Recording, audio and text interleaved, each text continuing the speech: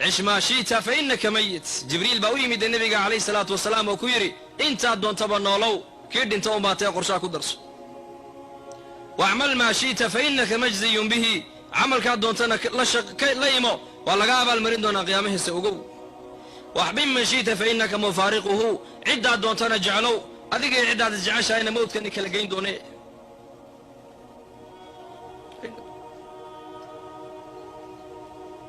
عالم كنا كنا الله هاي مرك الله يقع عوالم تقدم بيستا عالم كنا بيدو حنقاني الدبع مرك الله يقع عوالم تقدم بيستا عالم الدنيا واللحن السنة الضباط السنة عالم البرزخ أيا كبض عالم كادويدا دتكي زمكي النبي آدم دنتي لا جوجدنا عالم كاسيكو جيران قولنا ويكون عذابتها هاي قولنا ويكون راح يسنى سوا الله جنة القبر إما روضة من رياض الجنة وإما حفرة من حفر النار بالنبي يقولي قبر يقول لما مد بنغنيا أما بربرها جنة كمدو قفك ونغنيا أما قد قدك النار كمدو ونغنيا سيدنا عثمان رضي الله عنه مرة اللي مركو قبورها يما دل المدى كد هذين يسي وحال يدي عثمانو جنة النار مركا لغا شيكي مو يدي قبرك محال لو إذا مركا دركتو وحيري قبرك وحان كمغلي النبي قولي عليه الصلاة والسلام قبرك وقريك قريها آخر وقوه الرأي hadduu qofku halkaa ku nabad galo nabadgelyo ayaa u dambaysa hadduu halkaa ku cadaabo lagu ku khasaarana khasaarihii weynaa buu u gudbayaa buu yidhi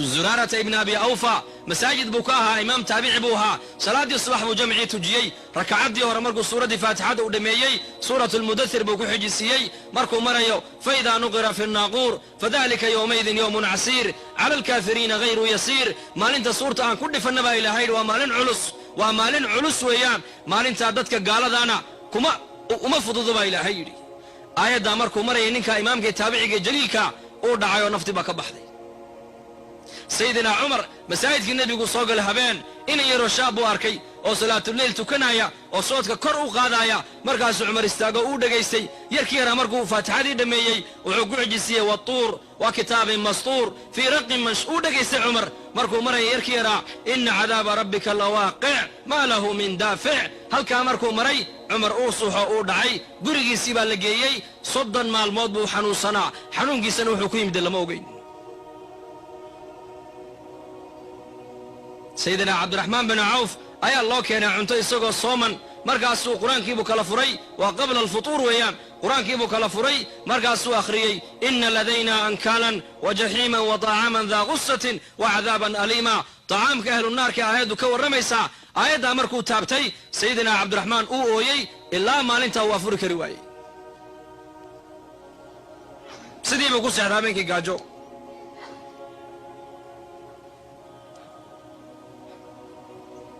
نبي عليه الصلاة والسلام حلقات كيسي كمدة أيو النبي صلى الله عليه وسلم كو أخري آيات داس وحي جيبا كو سودقي إسلام رقيبا أصحابته وحي قد بيي يا أيها الذين آمنوا قوا أنفسكم وأهليكم نارا كو إلهي النبي الرميو دولك إلهي النبي الرميو لفيني الكينا نارتك لبح صدى با إلهي قاجك لبح صدى لمورا قاجا لغا سوياعي دبات سكالي لغا سوياعي toban dhibaato maanta faraha la galo la laami kar leeyahay qo anfusakum wa ahlikum nara mufassiriintu waxay ku fasireen lafihiinna diinta barta ubadkiina yeelkiina diinta baraba ilaahay aayada diinta lagaga badbaadaya naarta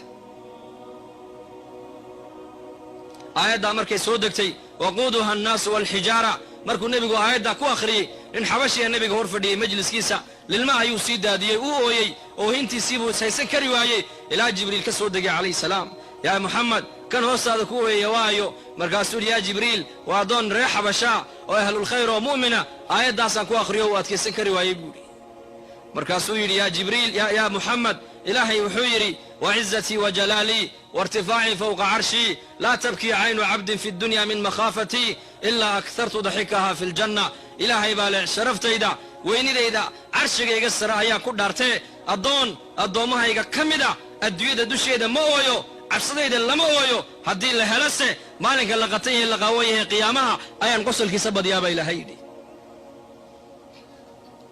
لحد السنو ايو كل ما يسني طاعه الهي عبصدي سي خوف يا خشيد يا بكاء ابا القد يسوح نغني مالك اللقطيه اللي قويه ayuu carshiga hoostiida kursi loo dhigayaa uu qoslaya. allah inaga dhiga kuwaas. fadadkii hore quluubtoodu markuu iftiinku gale nuur aliimaan iyo nuur alcilmi iyo nuur alqur'aan iyo nuur alhidaaya, markay afartaa nuur qalbigooga uu saameeyey, aakhiradii baa u caddaatay. qur'aankay fahmeen, waxyigii bay fahmeen. cumar iyo abubakar markuu nebigu intiqaalay calayhi salaatu wasalaam ayay yidhaahdeen, abubakar baa ku yidhi cumarow, ummu ayman inooge hanbuuqanne, sidii nebiguba u ziyaaranaya hanu ziyaaranay inooge. markaasuu wayse soo raaceen, ummu ayman bay u yimaadeen. markaasuu mar alliya markay aragtay abubakar iyo cumar oo wada socda, ummu ayman way lilmaysay. markaasuu abubakar baa ku yidhi, yaa ummu ayman, miyaanad ogayn nebiga ilaahay agtii inay u khayr badan tahay? ma nebiga waad nagu xasuusanaysaa macnuhu weeyaane. waxay tidhi, waan ogahay nebi maxamed alle agtii inay u khayr badan tahay, waan ogahay. waxaan la ooyay geeridiisa kama ooyine, warkii samada nooga imanaya baa naga go'ay bay tidhi. cajiib. bal ummaddu siday qur-aanka ugu xidhneed u fiirso, dhegayso oo faham gabadha walaasheeda muslimadday. zamanka dadku siday qur-aanka ugu xidhnaayeen, eeg rag iyo dumar. maantana maxaa lagu xidhan yahay? maxaa lagu xidhan yahay maanta?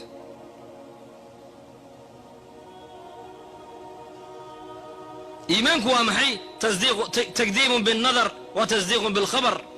waxay naf ishu arkaysoo dhan beenee, wax samada ka yimid ee warana rumee. hada huwa aliimaan. qur-aanka iyo xadiiska rumee, warkoogana qaado. wixii labadaa ka baxsanna ha yeelin, maxaa yeelay waa been, waxba kama soconayaan. labadaasunbaa dhaba.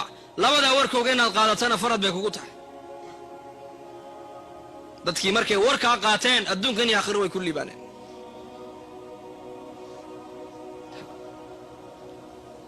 marka nolosha adduunyadu maxay tahay ba walaalayaal? maxaa la iskugu daalinba? qadra daruura adduunyada ka isticmaal, ha dhex degin. guri bilaa musqula ma dhici karto, laakiin musqusha la dhex seexan maayo. markay xaaja ku qabato unbaad gali, waad ka soo bixi. haddii uu yidhaahdo qofku ka warrama intuu firaashkii qaato yidhaha musqushaan dhex seexanaya, maxaa la odhanayaa? adduunyadu waa caynka. haddii uu yidhahdo qofku tanun baan aqaanaa, tii dambe ma aqaanee qorshahayga way ka baxday, tanun baan aqaanaa, hadduu yidhahdo waa majnuun, uu waalan yahay qofkaas, ilaa dabiibuu u baahan yahay. adduunyada isticmaal lama diidano, laakiin sideed u isticmaalaysaa? sida ninka guriga le musqusha uu isticmaalo, adduunyada u isticmaal. qadra daruura adduunyada ka qaado.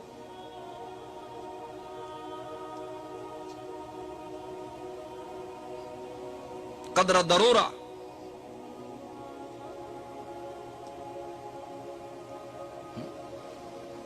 meeshaad u socoto waa aakhiro weeyaan, ha iloobin, ha halmaamin.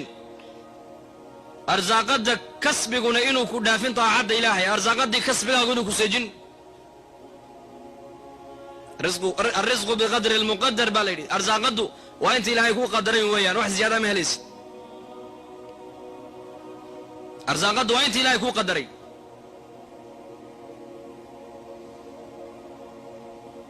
caalamkan waa caalam yar marka loo eega caalamka qabriga.